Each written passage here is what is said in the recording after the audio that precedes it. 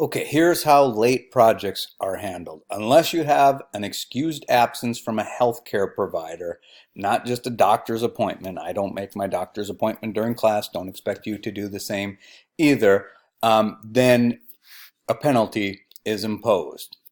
I like to think of it as being just like the real world, where if you don't get stuff done for your client, you get penalized. Now, I will need a copy of a note from the doctor or from campus health services to put in my file just to show that I'm doing the same grading policy for all students.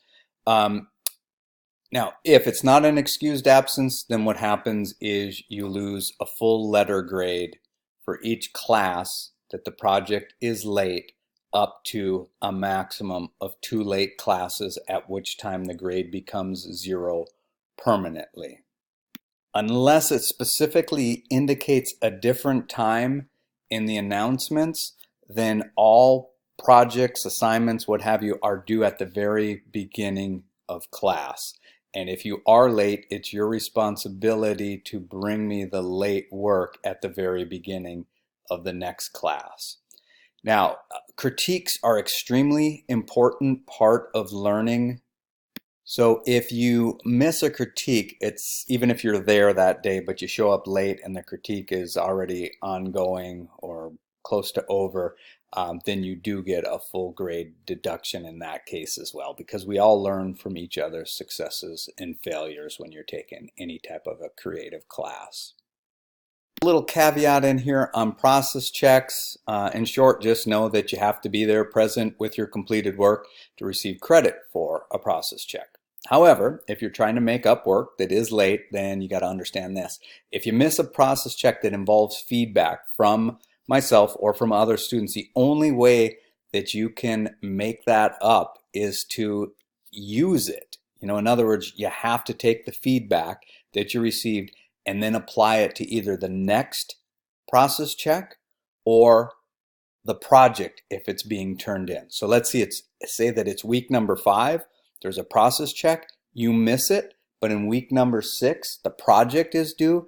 I can't give you a grade for a process check and the project in the same class because that wouldn't make sense. It's like giving you a freebie for the process check. You didn't get to use it to make the project better. So therefore, my suggestion to you is get the process check done as soon as you can, very next class.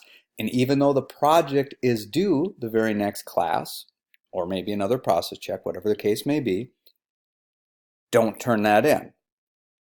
Turn it in a week late with the feedback applied or used to make the project better. Now, you'll have 2 late grades, but as I showed you in the previous video, a 0 is much more devastating to your grade than 2 late grades. Now, falling into a cycle of being late all the time is pretty bad too, so don't depend on turning grades in late. That's supposed to be a worst case scenario.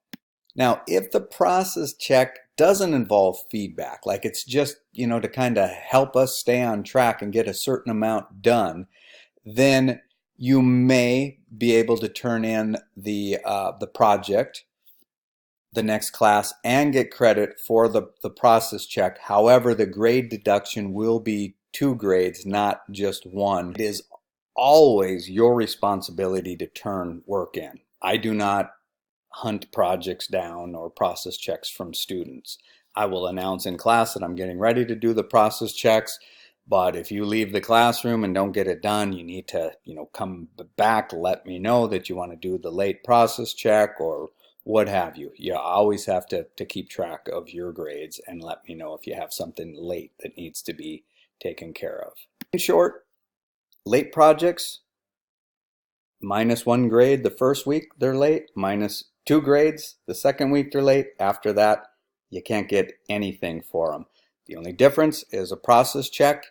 Can't give you credit for a process check that you don't use. So just delay the next process check or project so that you can apply the process check. It's a better learning experience for you. It should make for a better project. And then finally, process checks that do not involve feedback are always marked 2 grades off, not just 1, for being late.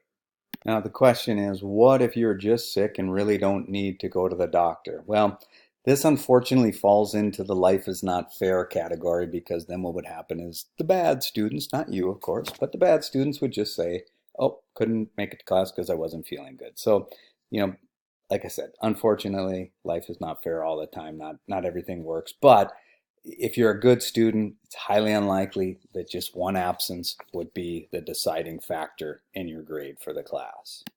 Other than you giving me a copy of a healthcare provider note to excuse your absence, I don't need to hear excuses. And I mean this sincerely. We're all adults, or treated as such in a college level class. And I have heard too many things over the years that I just don't need to hear. If you're reaching out for help, I will help you find help. But no breakup stories and things such as that. In the last video how to calculate the grade breakdowns, but here's just a quick breakdown of the letter grades. No work is accepted after the final class meets, so make sure you plan that in. Try not to leave work behind. If I give back work and you're not here, I'll try to hold on to it for a while, but since I'm adjunct faculty at several different colleges, it becomes very difficult to get work back to students that don't pick it up, especially if I'm not teaching at your college the following semester or what have you. Extra credit, basically there is none other than what I talked about before in doing the stronger efforts in the preparation work.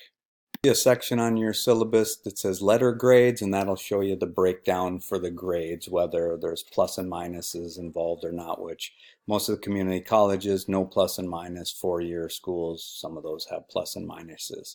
Communication is important. Check your emails. Sometimes it happens that I realize driving home, oops, I should have told the class this, and I will send out an email. Or another example is a student thought they knew exactly what was going on when they left the classroom as I asked, but when they started doing the work, they're like, oh yeah, this could mean this or this, and they email me and I'm like, yeah, you're right, that is confusing. So I then send out an email to the entire class. Also check the learning management system at least once a week for your grades. Reading materials, if you have a required book for the class, that'll be listed here. If you don't, reading assignments will be posted in the learning management system under announcements. Student materials, this can vary from class to class, so just make sure you look at what it says on your particular syllabus. Data storage is an absolute must. By the first class, you should already have a flash drive or cloud-based backup. By the second one, at the absolute latest. There's no excuse beyond that to not be backing up your files. And let me just tell you that flash drives go bad. So this is really your best bet, is a cloud-based backup.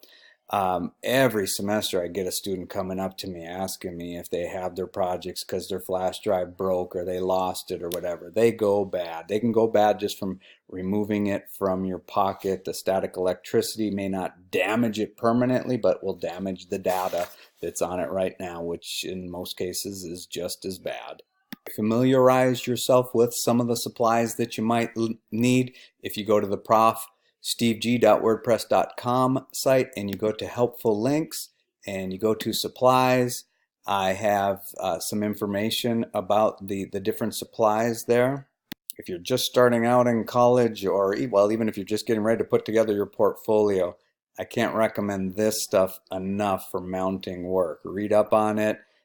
This stuff gets the job done, but it's nasty to smell. It is much more difficult to use, and it is not archival. Believe it or not, this stuff is archival. Anyway, if you page down here, you'll see examples of other tools like corkback rulers. And oh, this is a very interesting one. If you ever want to fake an emboss, make it look like it was professionally embossed in a printing facility, this is a great tool to do that, and so on. There's other stuff in here as well. Brings us to academic integrity. Who in their right mind would cheat in a design class, right? Well, it's happened, unfortunately. I don't get it. I mean, like I said, and everybody's probably been telling you, your portfolio is all that matters. So congratulations to someone who fakes their way through design school only to realize they can't get a job. Even if they steal someone's portfolio and use that, congratulations again, you got a job, but you're not going to keep it. In addition to plagiarism or outright stealing other people's work, we have two other issues. One is you can't turn in anything in my class that you did for somebody else's class or even another one of my classes. After all, what would you learn from doing that? But really important to us is that any design project that is turned in for a grade, unless you have, and I'm going to even say written consent because it's pretty rare. So I would say, yeah, you have to get written consent from me. You cannot use imagery generated by others. Now, I don't care if you have permission from the person to use it. I don't care if it's royalty free.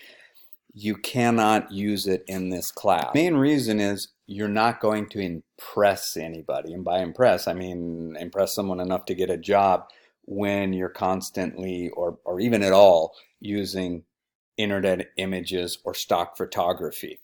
So the idea is right now as a student, again, don't throw things at me, but you have all the time in the world, so you're supposed to be exploring photography, developing your own concepts in every way, right down to scratch, whether that means taking your own images with your phone, borrowing a camera, using a good camera, using a scanner, whatever it takes. I think an important concept to understand as a student that I probably didn't at first is that right now and for the next bit, you are designing for designers. Now think about that. Most designers are out there designing for clients that know little to nothing about design, but every design you do is first being evaluated by other designers, your instructors, and then when you go to get a job, you're typically going to be in front of the creative director and showing them your portfolio and trying to win them over. So questions come up, as they should, and very often, mark my words on these, you'll hear questions like, where did that image come from? Where did that illustration come from? And if you're answering the questions with, I shot that, I made that illustration, I did this, even if they're not hiring you, which most likely would be the case, to do illustration or photography, it just shows that you know what a good illustration is, you know what good photography is, and even if you can't illustrate or draw to save your life, you find another way for right now to get it done. Then you have the rest of your career to, in most cases, be forced to use stock imagery because nobody wants to be on those jobs. They're the lower paying jobs. So if you're using stock photography, it means your client has a chance of seeing that same photo in the competitor's brochure, right? So most big paying clients want everything original, and those are the jobs that you want to be working on. Okay, computer labs, please respect the labs. In a lot of cases, if a computer monitor goes out because you spill your water on it or keyboard, then it may not get replaced during the semester. So please be careful. Put water on the floor and no food near the computers. If you have a disability that has been verified by the college, make sure that you let me know either by giving me some written documentation from the Student Services Center or whatever it's called at your school. You can give that to me in a sealed envelope if you don't wish to talk about it. If you think you might have a disability and you've never had it checked out, go to your student services. It's part of the fees that you can go and talk to, healthcare professionals. Maybe they can help you out in ways you never imagined. I'll just share a couple little bits of advice on that. One, I've had students tell me that they didn't realize the whole time they were in high school that they had attention deficit, and then as an adult going to college, they wanted to get right, went to a doctor, are on medication, doing outstanding. Another note on that, if you're self-medicating, don't. If you have to get high every day to get through life, there's something wrong, right?